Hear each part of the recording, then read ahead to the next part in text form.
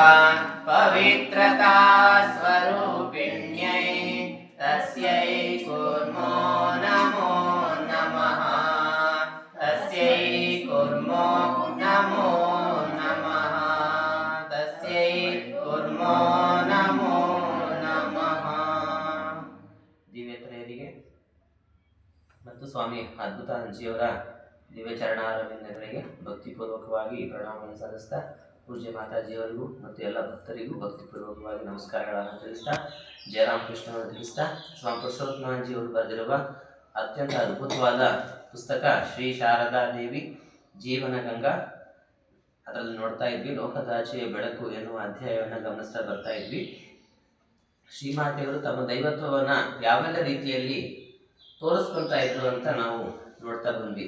ಅದರಲ್ಲಿ ಹೇಳ್ತಾರೆ, ನೀನು ನನ್ನನ್ನು ರಾಧೆ ಅಂತಾದರೂ ಕರಿ, ಅಥವಾ ದೇವಿ ಎನ್ನುವಂಥ ಹೆಸರಿಂದ ಅಥವಾ ದೇವಿಯ ಯಾವ ನಾಮಗಳಾದರೂ ಕರಿ, ಅಥವಾ ಯಾವುದೂ ಬರಲಿಲ್ಲ ನೀನು ಅಮ್ಮ ಅಂತ ಕರೆದ್ರೆ ಸಾಕು, ನಾನು ಅದಕ್ಕೆ ಹೋಗ್ಕೊಡ್ತೇನೆ ಅಂತ ಶ್ರೀಮಾತೆಯವರು ಭಕ್ತರಿಗೆ ಭರವಸೆಯನ್ನು ಕೊಡ್ತಾರೆ.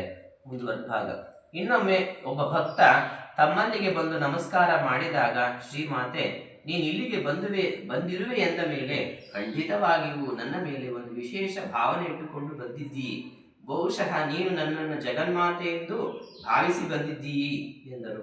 ಒಮ್ಮೆ ಒಬ್ಬ ಭಕ್ತ ಶ್ರೀಮಾತೆಯವರ ಇದ್ದಂಥ ಸ್ಥಳಕ್ಕೆ ಬಂದು ನಮಸ್ಕಾರವನ್ನು ಮಾಡಿದಾಗ ಶ್ರೀಮಾತೆ ಹೇಳ್ತಾರೆ, ನೀನು ಇಲ್ಲಿ ಬಂದಿದ್ದಂತಂದ್ರೆ ಖಂಡಿತವಾಗೂ ನೀನು ನನ್ನ ಮೇಲೆ ಒಂದು ವಿಶೇಷ ಭಾವನೆ ಇಟ್ಕೊಂಡು ಬಂದಿದ್ದೀಯಾ. ಭಾವನೆ ಯಾವುದು?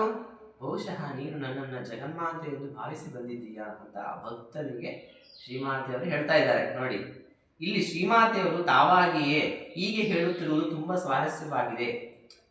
ಕೆಲವೊಮ್ಮೆ ತಾವು ಜಗನ್ಮಾತೆ ಅನ್ನೋ ವಿಷಯವನ್ನು ಮುಚ್ಚಿಡ್ತಾರೆ, ಇನ್ನೊಮ್ಮೆ ಕೆಲವೊಮ್ಮೆ ತಾವು ಜಗನ್ಮಾತೆ ಅನ್ನೋ ಅಂಶವನ್ನು ತಾವೇ ಹೇಳ್ತಾ ಇದ್ದಾರೆ. ನೀನು ಆ ಭಾವನೆಯಿಂದ ನೀನು ಬಂದಿದೆಯಾ ಇಲ್ಲಿಗೆ ಅಂತ ಶ್ರೀಮಾತೆಯವರು ಯಾರಿಗೆ? ಆ ಭಕ್ತನಿಗೆ ಹೇಳ್ತಾ ಇದ್ದಾರೆ.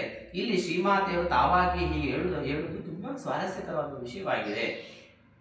ಅವರು ಸಾಕ್ಷಾತ್ ಜಗನ್ಮಾತೆ ಎಂದು ಆ ಭಕ್ತ ತಾನು ಭಾವಿಸಿದ್ದನ್ನ ಬಾಯಿ ಬಿಚ್ಚಿ ಹೇಳದಿದ್ದರೂ ಅವರೇ ಅದನ್ನು ಗ್ರಹಿಸಿದ್ದು ಒಂದು ವಿಚಾರವಾದರೆ, ಆ ಶ್ರದ್ಧಾವಂತ ಭಕ್ತನ ಮುಂದೆ ತಮ್ಮ ಜಗನ್ಮಾತೃತ್ವವನ್ನು ಒಪ್ಪಿಕೊಂಡದ್ದು ಇನ್ನೊಂದು ಸ್ವಾರಸ್ಯ.